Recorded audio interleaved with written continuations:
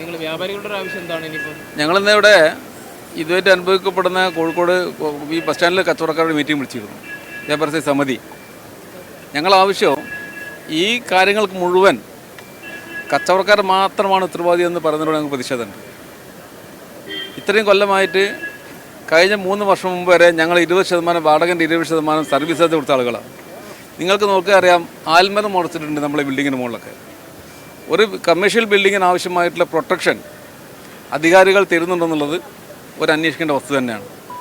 ഞങ്ങളെ സംബന്ധിച്ചോളം ഇവിടെ മീറ്റർ റൂമുകൾ, ഇലക്ട്രിസിറ്റിൻ്റെ മീറ്റർ റൂമുകൾ രണ്ട് ദിക്കിലായിട്ടുള്ളത്. ഒന്ന് ഇവിടെ നിങ്ങൾക്ക് കണ്ടാലറിയാം, യാതൊരുവിധ സുരക്ഷിതമില്ലാതെയാണ് മീറ്ററുകളുള്ളത്. എല്ലാ മീറ്ററുകളും കോർപ്പറേഷൻ ടിക്കറ്റിൻ്റെ പേരിലാണ് കറക്ഷൻ കൊടുത്തിരിക്കുന്നത്. അതൊന്ന് റിപ്പയർ ചെയ്യാനോ അതിലാവശ്യമായിട്ടുള്ള മാറ്റങ്ങൾ വരുത്താനോ ഞങ്ങൾ വിചാരിച്ചാൽ നടക്കില്ല, കച്ചവടക്കാർ വിചാരിച്ചാൽ നടക്കില്ല. അത് കോർപ്പറേഷൻ്റെ അധികാരിയുടെ സമ്മതപത്രം തന്നെ വേണം. ഞങ്ങളിപ്പോൾ അനധികൃതമായി കാര്യങ്ങൾ ചെയ്യണമെന്നുള്ളതാണ് പ്രചരണം നടക്കുന്നത്. അത് പാടെ ഞങ്ങൾ നിഷേധിക്കുകയാണ്. അത് നോക്കുവാൻ ഇവിടെ അതിനായിട്ട് ബന്ധപ്പെട്ടുള്ള വകുപ്പുകളുണ്ട്, അധികാരികളുണ്ട്, നിയമം നടപ്പിലാക്കേണ്ട അധികാരികളുണ്ട്. ഇതിനെല്ലാം വിധേയമായിക്കൊണ്ടാണ് ഞങ്ങൾ കച്ചവടം ചെയ്യുന്നത്. ഞങ്ങളങ്ങനെ തോന്നിയ കച്ചവടം ചെയ്യാനോ തോന്നുന്ന പോലെ കാര്യങ്ങൾ നടത്താനോ ഞങ്ങൾക്ക് യാതൊരു അധികാരവുമില്ല. അത് നോക്കിയിട്ട് ഫൈനിട്ടോട്ടെ. ഞങ്ങൾ ഞാനിവിടെ 10-32 വർഷം കച്ചവടം ചെയ്യുന്ന ആളും കൂടിയാണ്. വ്യാപാരസ്ഥ സമിതിയുടെ ജില്ലാ പ്രസിഡന്റ് പേര് ഈ ബസ് സ്റ്റാൻഡ് ഉണ്ടായ അന്ന് മുതൽ ഇവിടെ കച്ചവടം ചെയ്യുന്ന ആളാണ്. പക്ഷേ നിങ്ങൾക്കറിയാം, എൻട്രൻസിലുള്ള കോഴിക്കോട് ഈ ബിൽഡിങ്ങിൽ ആകെയുള്ള മീറ്ററുകൾ എങ്ങനെയാണ് പിടിപ്പിച്ചിരിക്കുന്നത്.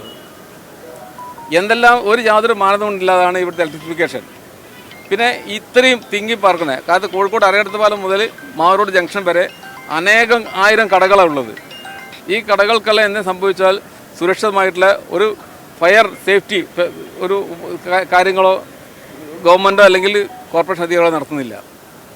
ഞങ്ങളെ സംബന്ധിച്ചോളം ഇതിനെല്ലാം ഒരു അറുതി വരണം.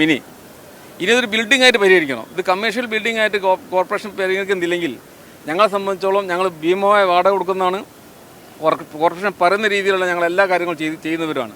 ഞങ്ങൾക്ക് ആവശ്യമായ പ്രൊട്ടക്ഷൻ തരേണ്ടത് കോർപ്പറേഷൻ്റെ കടമ തന്നെയാണ്. അത് നിർവഹിക്കണമെന്നാണ് സംസ്ഥാന വ്യാപാര വ്യവസായ സമിതിക്ക് പറയാനുള്ളത്.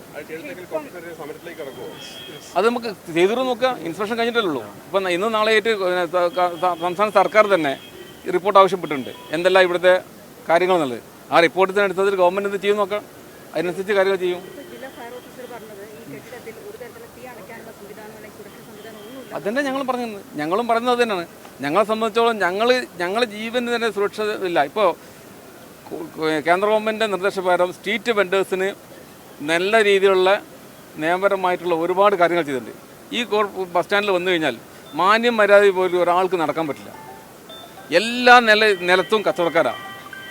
ഇവരെല്ലാം പ്രയാസങ്ങളതൊക്കെ. ഇവിടെ ആളുകൾ കൂടുന്ന സമയത്ത് പ്രശ്നങ്ങളുണ്ടാവും. ആ പ്രശ്നങ്ങൾ പരിഹരിക്കാൻ ആവശ്യമായുള്ള നടപടികൾ നിയമാനുസൃതം നടത്തണമെന്നാണ് ഞങ്ങൾക്ക് ഈ അധികാരികളോട് അഭ്യർത്ഥിക്കാനുള്ളത്.